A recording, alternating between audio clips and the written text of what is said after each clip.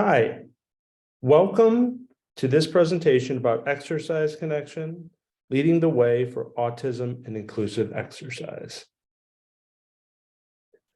Before we begin, I wanted to share information about person-first and identity-first language. Typically, we often hear that using person-first language is best when speaking about those with autism or other disabilities. While that is true, there is a big movement in identity-first language, specifically in the autism community. There's individuals, their family members or caregivers prefer to be called autistic. So we wanted to make you aware of this for your own education, but also throughout this presentation, sometimes I will use person first or identity first language interchangeably to respect the opinions of the individuals, caregivers, or the family members. My name is David Geslak, and I'm the founder of Exercise Connection. I began teaching exercise in 2004 when a father of a child with autism brought me his son. And he said to me, "Can you teach him sports, but he can't skip?" And I was more intrigued in the skipping piece because I did know, and maybe you don't, but wanted to share that a neurotypical child who can skip is shown better to read than a child who cannot. So I was more focused on teaching him skipping and was able to get him to skip in 4 sessions when I had come to find out that his parents and the team around him had been trying for years. Now that moment not only changed his family's and his life, but it changed my life and my career path. And now 20 years later, what I have learned, most importantly, is that those caregivers, the therapists, the PE teachers, the PT, the OT, they all played a role in helping him to skip that day. While I did teach him different, again, they all played a role because we know that sometimes it takes time for autistic individuals to process information or learn something which is complex, like exercises or gross motor movement patterns. So after working with Joseph, I continued to work with more individuals for about 3 years and a diverse group of persons with autism. And the more I worked with, I really realized that I needed to learn more about how they communicate and how to best teach them. So I left my gym and went to be a paraeducator at a therapeutic day school called Giant Steps. I spent about 9 months at that position. And then that school, Giant Steps, asked me to start their first fitness program. And I did from kindergarten age all the way to transition age of 22 years old. And most importantly, we saw success for all grade levels. And I'm going to speak briefly about that today and how we were able to do so. Since then, I've been blessed to travel the world. I've been to 9 countries, spreading the Exercise Connection mission. Now, as you'll hear about, also working directly with the American College of Sports Medicine to create their Autism Exercise Specialist Certificate. The reason that Exercise Connection has success is because of these people on screen right here, and there's been many that have come before them. As you can see, from Amber to Cam, Mary, Jessica, and Jay, we are a diverse, multidisciplinary team that has been able to bring many of the resources I'm about to share. Amber was a former special education teacher, so brings that knowledge of working with those with autism and related disabilities in the classroom. Cam has a master's in adapted physical education. Mary, she's a school-based physical therapist, but also a mom of a child with autism. And that beautiful young lady right there just so happens to be my wife. We met as paraeducators, and now she's a speech language pathologist. And Jay has been an advisor for us. He's a well-known entrepreneur in Chicago, and he's also an uncle of a nephew with autism. So here's the problem, and why what we started seeing 20 years ago of what we wanted to change here at Exercise Connection and educate parents and professionals about the importance that exercise can play in a person with autism's life. So here's the problem. One is that evidence-based practices create success for those with autism in the classroom. However, they have not made their way to the gym or to the fitness centers or to the physical education classes, leaving autistic students wandering and wondering. And look, let me be clear. This is not, I'm not speaking in absolutes. This is not every gym. This is not every physical education class. But over the last 20 years and still today, we see that evidence-based practices aren't used. Two, the Individuals with Disability Education Act mandates physical education for those with a disability. However, many, not all, but many schools are struggling to comply and frequently failing. Also, many parents aren't aware of this law. So if you are listening and you know a parent in your neighborhood where their child is not getting physical education, we urge you to share this information with those families so their kids can have the access and gain the benefits that exercise and physical activity can provide. And lastly, special education professionals continue to be overworked and overwhelmed, and many are not given the tools or the training to not only meet the PE mandate, but use exercise to help these students succeed.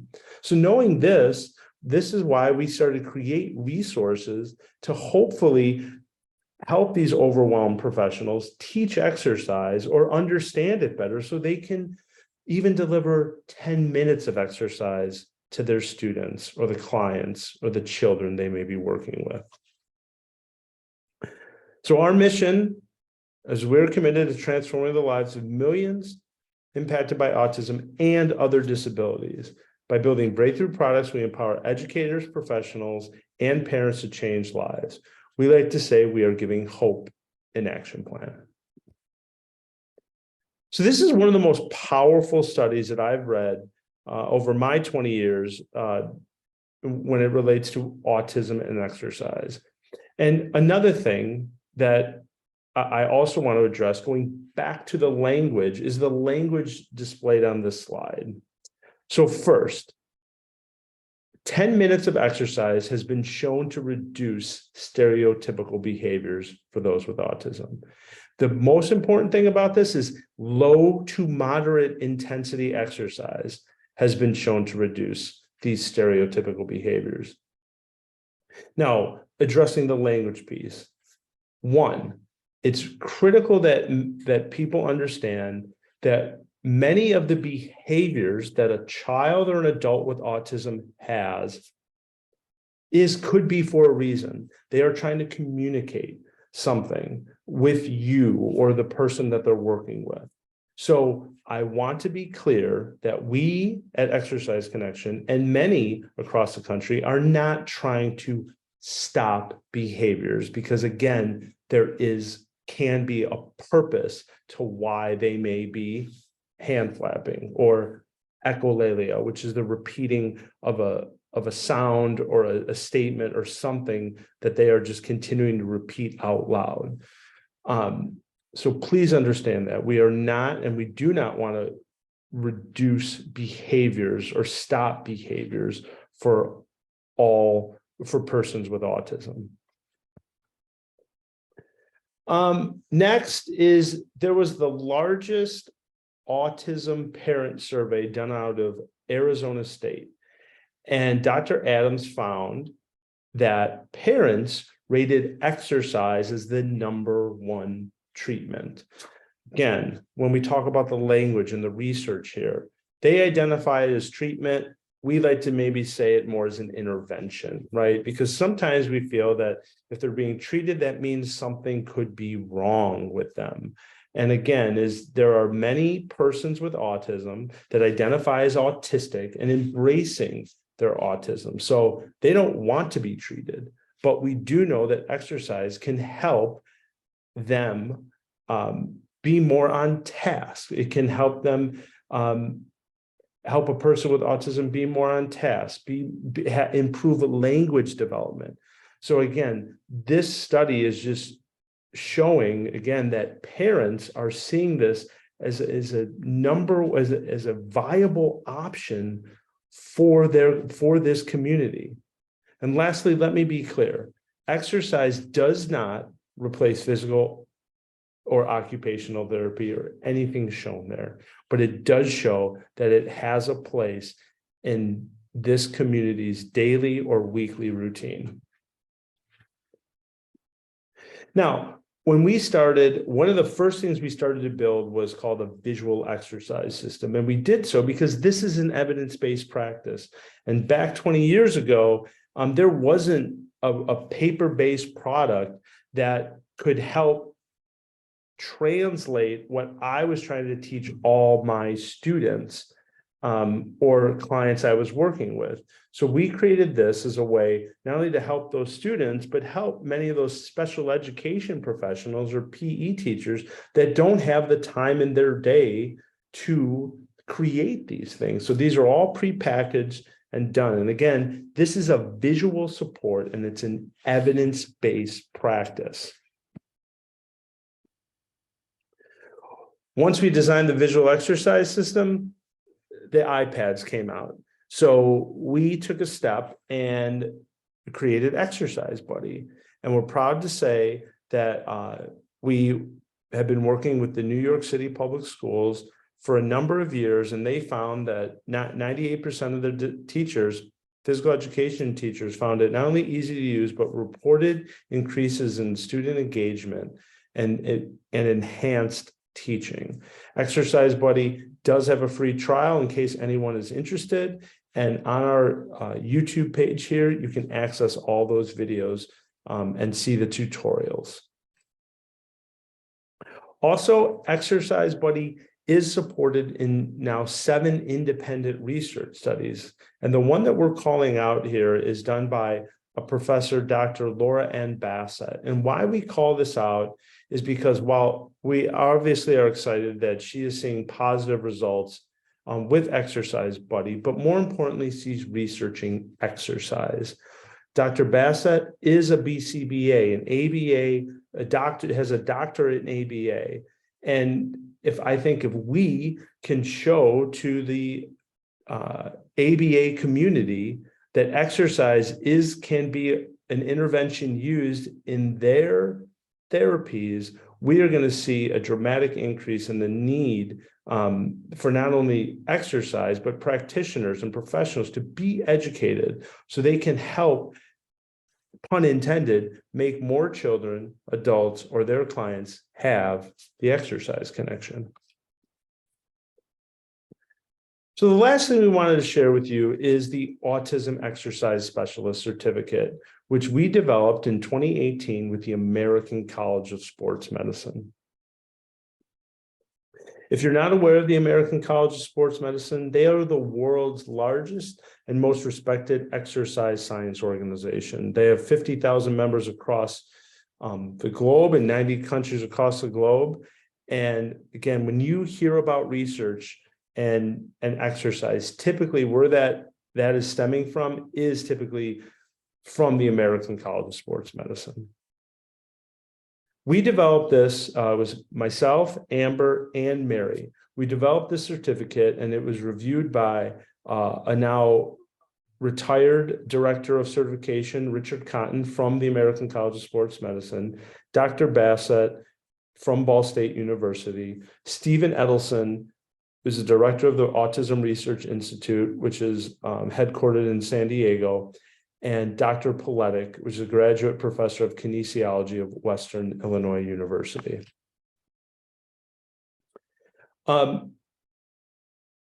We are proud to say that this was ACSM's #1 specialty CEC course of 2021. And the individuals who qualify are not only fitness professionals, but also physical education or adapted physical education teachers, behavioral therapists, physical therapists or physical therapist assistants, recreational therapists, occupational therapists and CODAs, special education teachers, speech language pathologists, and nurses. And if you are a student in any of those majors, you also qualify to earn the certificate. We're also proud to say that this, the first portion of this earning the certificate, the online modules, is supported in in a research study that participants have reported increasing the amount of evidence-based practices used after taking the course. So as I just mentioned, it is a two-step process to earn this certificate. The first step is by completing the online modules. These modules are hosted on ACSM's website. To complete it, they are self-paced. There's 5 webinars with a 15-question exam after each, as well as you have to read 2 research studies with a 15-question exam after each. And again, these are self-paced, but they will take you about 6 hours to complete, which are valued at 6 ACSM CECs. 1 ACSM CEC is equal to 1 working hour. The cost of that is $120 per participant. The second step is either the in-person or the virtual workshop. Due to COVID, we did make a virtual workshop option. The virtual workshop is done over 3 sessions, ultimately to prevent Zoom fatigue, or the in-person workshop is done in a one-day 6-hour workshop. There is a case study-based exam, as well as this is valued at 6 ACSM CECs. So in total, you're getting 12 hours of education, and the virtual or the in-person workshop is $350 per participant. This course or this certificate is also approved by the following certification bodies: ACE, NASM, AFA, NSCA, and if you're up there and watching from Canada, it's also approved by CanFit Pro and CSEP. We have had universities across the United States host this workshop for not only their students, but also their community professionals or alumni. So we are thankful to have worked with University of Kansas Autism Research Team and trained their entire team. Students from William Patterson, Oregon State, Lindenwood, Iowa, the University of Iowa, go Hawks, the University of Wisconsin, Georgia State, Texas Women's, the University of San Francisco, as well as Old Dominion. Also, we are proud to say that that Aurora University, which is a university outside of Chicago, has made this certificate course a 1-hour credit course for their students. And it was offered for students majoring in physical education, exercise science, and therapeutic recreation. And if you don't know about Aurora and their innovation to support autistic students, I urge you to go and Google Aurora University and find out about what they're doing. If you're watching this in late 2022 or early 2023, we are coming to having in-person workshop in Ball State, the University of Michigan, as well as a second workshop up at the University of Wisconsin La Crosse. So if you're interested in attending one of those, please check out our website to sign up and learn more. We've had other hosts of this workshop, school districts across the country, as well as in Asia and in Singapore. Amber and I traveled to Asia to train over 100 professionals back in 2019 and continued that training for professionals during the pandemic so they could have the education and resources to help those with autism in their communities. And lastly, again, as we mentioned, we are proud that the School of Kinesiology at the University of Michigan will now be making this an offering to their students. And we're proud to be working with Dr. Haley Miller assistant professor and director of the Motor and Visual Developmental Lab. So if you have questions about anything that I shared, please, you can find some of our information here on our YouTube page, but always go to our website, which is exerciseconnection.com. If you have any direct questions for me, feel free to email me at david@exerciseconnection.com. We thank you for your time and look forward to working with you, your students in the future.